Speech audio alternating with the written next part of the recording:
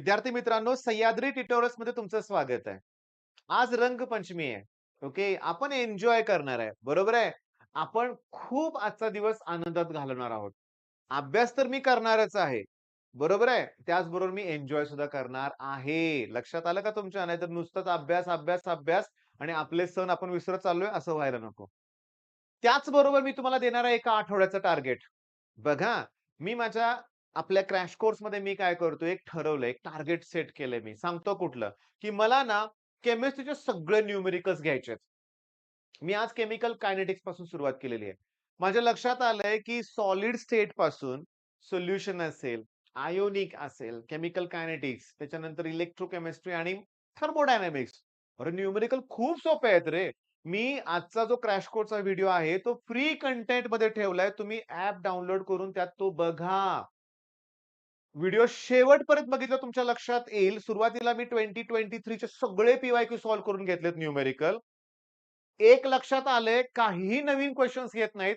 जे 2020 ला होते, 2021, 2022 ला क्वेशन झाले, तेच आले 2023 ला. मग 2024 ला कुठे वेगळं येणार आहे. मग या आठवड्यात आपण बघा मी तुम्हाला काय सांगतोय, जास्तीत जास्त टॉपिक सगळे कव्हर करण्याचा प्रयत्न मी करणार आहे क्रॅश कोर्समध्ये. ओके. मग कदाचित नेक्स्ट वीकमध्ये फुल लेंथ मॉक टेस्ट घेऊया का नको? मुलांशी मी डिस्कस करेन. त्याच्याऐवजी जर न्यूमेरिकल्स सगळेच फिनिश केले तर? का? का त्या न्यूमेरिकल्स बरोबर मला सुरुवात करायची आहे इंटिग्रेशनला. करायचीच आहे. मी आपल्या क्रॅश कोर्समध्ये आपण व्हेक्टरचे सगळे पी-वाय-क्यूज घेतलेत. ओके. एल-पी-पीचे सगळे पी-वाय-क्यूज घेतलेत. ए झालेलं आहे आणि मी तुम्हाला सांगू का बाळांनो, क्रॅश कोर्स लॉन्च व्हायच्या अगोदरच त्या दरम्यानच बरं का, म्हणजे क्रॅश कोर्सवर व्हिडिओ अपलोड करायच्या अगोदर मी मॅट्रिक्सचे पण शॉर्टकट YouTubeवर दिलेले आहेत. ओके. मग हे 4 टॉपिकचे पी-वाय-क्यूज आपले क्लिअर आहेत. मग करूया की इंटिग्रेशन पासून सुरुवात. ज्याची तुम्हाला भीती वाटते. आहे ना मी कशासाठी आहे. सगळे पी-वाय-क्यू घेणार. 2023 पासून सुरुवात करणार. तुमचं कॉन्फिडन्स वाढवणार. पण मला काय रिक्वायरमेंट आहे माझी मोठी, की तुम्ही ना खचू नका. होईल का? नाही होणार का? अरे होणार आहे. न्यूमेरिकल्स 10 ते 15 मार्काला येतायत. रिएक्शन पण तेवढ्याच मार्काला येतात. त्या पण मी घेणार आहे. म्हणजे ह्या आठवड्यात हे टार्गेट आपण फिनिश केलं, की नेक्स्ट आठवड्यामध्ये रिएक्शन्स घेऊया आपण. ओके. कसं आहे, टेस्ट आपण घेऊया. पण 3 च्या ऐवजी कुठल्यातरी 2 टेस्ट घेऊ. असं करू आपण. एक फिजिक्सचा पेपर, एक मॅथ्सचा पेपर असं काहीतरी ठरवूया आपण. पण मी तुम्हाला टार्गेट काय दिलंय, की आपल्याला केमिस्ट्रीचे न्यूमेरिकल्स या आठवड्यात संपवायचे त्याचबरोबर इंटिग्रेशन सुद्धा. बरं, आता होतंय काय बघा, की मला हे टार्गेट सगळ्यांनाच द्यायचं. इंटिग्रेशन बरोबर जमलं, की ॲप्लिकेशन ऑफ इंटिग्रेशन आहे ना बाळांनो. खूप सोपं आहे.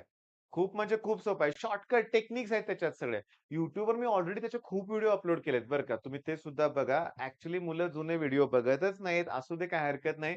हे कसं आहे माहितीये का? तुम्हाला ना कॉन्फिडन्स ठेवायचा. अरे व्हेक्टरवर 5-5, 6-6 क्वेशन येतायत. ओके. त्याच्यानंतर मग ए-ओ-डीवर पण 4-5 4-5, 5-5 क्वेशन्स आहेत.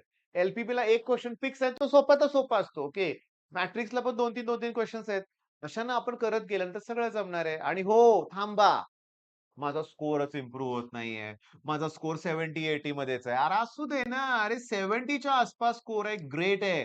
मी क्रॅश कोर्सला कितीतरी मुलं बघितलेत, 100 च्या आसपास स्कोर आहे. 100 क्रॉस केलंय, पण नाराज आहेत. अरे 100 म्हणजे खूप चांगला स्कोर आहे. आणि यावेळेस नशिबानं एक्झाम पुढे गेली रे बाळांनो. नसतीच गेली तर काय केलं असतं आपण, एक नाही. मग मिळाला ना वेळ आपल्याला, होणार आहे अभ्यास असा ॲटिट्यूड ठेवा. मग हे आठवड्याचं टार्गेट दिलंय तुम्हाला. ओके. मी तुम्हाला सांगू का प्रॉब्लेम काय होतोय बघा, माझं तुम्हाला डेली शेड्यूल सांगतो. दिवसाची सुरुवात 5:30 वाजल्यापासून होते. त्यानंतर जे शेड्यूल सुरू राहतं ते अगदी 11:30 पावणे 12 पर्यंत. त्यानंतर जेवलं ना, मला एक अर्धा पाऊण तासाची झोप घ्यावीच लागते.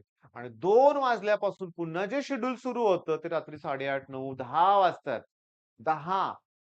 मग त्यानंतर मग व्हिडिओ तयार करायला घेतो मी. मग क्रॅश कोर्सला शेड्यूल दिलेलं असतं, त्याचे व्हिडिओ करायचे असतात. पण मी YouTubeला पण देणार आहे बरं का बाळांनो. थोडंसं ना आता काय होईल, की थोड्याच दिवसात आमची 11thच्या ज्या 2 बॅचेस आहेत माझ्या ऑफलाईनच्या, त्यांच्या ना फायनल एक्झाम स्टार्ट होतील. मला थोडा वेळ द्या.